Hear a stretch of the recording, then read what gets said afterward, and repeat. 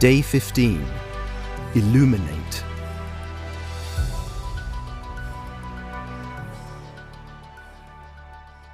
Magda lay on the beaten earth, a few paces from her father's forge. Her parents and brothers were on the other side of the wattle wall, on a far softer bed of reeds, but such dry kindling would be too dangerous within spitting distance of the charcoal burner. But it was almost out, glowing only slightly, and yet the gentle warmth was the reason she always chose to sleep out here. The forge and the sky and the sound of the brook rolling past outside. The moon was high tonight, something she always looked forward to. The heat at the anvil was such that blacksmiths like father only ever had a roof suspended over their workshops, supported by a couple of thin columns, allowing the air through. And tonight, that afforded her a perfect view of the night sky. On other nights, she might be able to study the sprinkling of stars, but the moon's surface was her entertainment tonight. If she relaxed her focus, it seemed to allow her to see more. There were dirty scratches, a mottled skin like an old piece of fruit. She wondered if anyone had been there. The bright light cast a long shadow behind one of the roof supports. She followed the crisp black line along the floor and up the only wall, where father hung his tools, fierce iron pincers, a few pokers, and his hammer. Magda sometimes felt father loved that hammer more than her and her brothers. The story was grandpa gave it to him, and his pa before him. It certainly looked old, and heavy. On one of the rare occasions he had let her hold it, she had marvelled at how high and how hard her father was able to swing it. The thin shadow lined up perfectly with the handle. She smiled as she imagined that the hammer was being held up by the shadow, that it would swing down from that height, higher even than Pa could manage. And why not? She was fully awake now, mouth open and eyebrows knitted together in thought. An image came to her. It wasn't her thinking. She just saw it all. Her eyes darted around in search of something to draw with. A hand fell on a spur of iron, perhaps the end of a nail her father had dropped, and she got to work. Scratching into the ground, lines from her mind appeared before her, not always perfectly. She grumbled to herself, rubbing frantically, bringing what was in the earth closer to what was in her mind. And there it was, plain as day. The next morning, her father had laughed so hard at the breakfast table, she thought he might choke on his porridge. "A magical hammer that works for you? I've never heard the like. Such an imagination." With pride, he put a hand on her head. "But it's not magic, it's—" She didn't have the words. "If you lift your arm, it's not magic, it's nature," she thought aloud. "It's the work of God," added her mother, "and he willed your father to be strong and skilled, and that's the last we'll hear of it." She plopped a lump of porridge into Magda's bowl as a full stop. Magda wasn't hungry. She did her chores in record time as she was desperate to start work.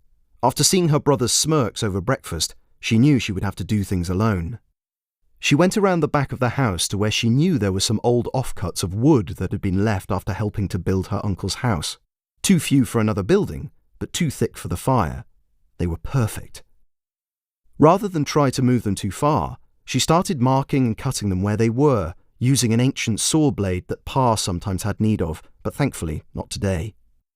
She cut dovetails and had to use her whole weight, jumping up and down, occasionally shaving off bits here and there to get two joists together at just the right angle.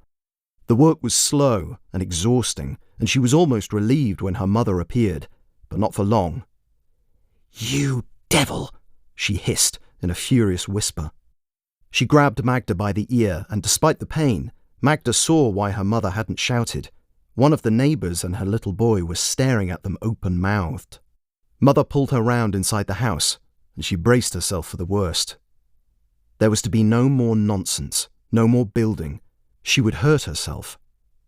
Her small amount of work was knocked apart by her older brother the next day, and that was that.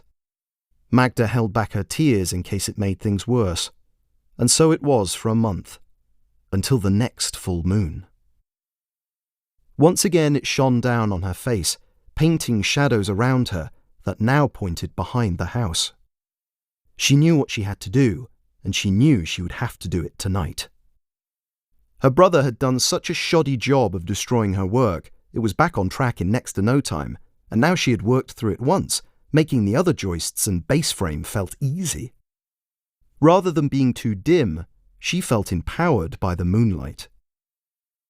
By the time the horizon started to glow, she stood back and almost couldn't believe what was in front of her.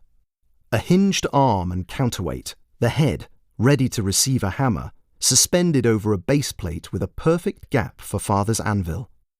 There was a pulley system that would send power from an oval which, when turned, sent the arm in a smooth up and down rhythm. "A what?" asked Father an hour later, when he had calmed down. "I call it a power hammer," said Magda, "but I'd just as soon call it after you, Pa." That worked on him, but not on Mother. "It's the devil's work," she spat. "If the Lord had intended such things to exist, he would have made them, not put them into little girls' dreams.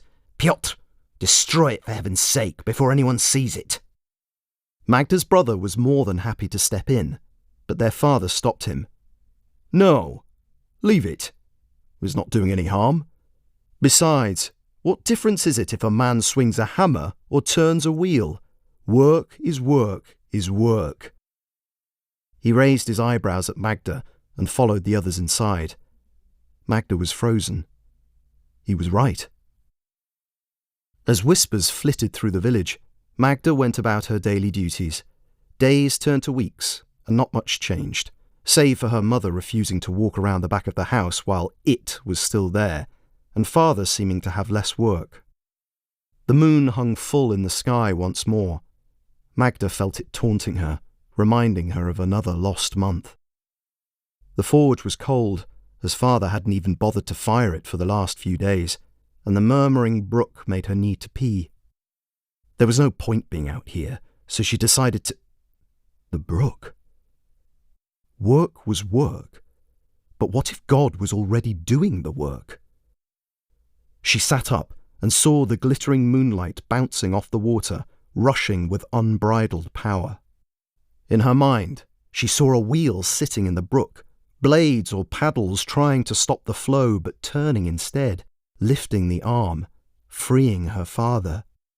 She got up to go to the water's edge, to look for a suitable spot, but another light caught her eye. The horizon was glowing, a deep orange. She looked up to the moon, still full, confused. It was far too early for sunrise. And then she saw the first of several torches crest the rise from the village.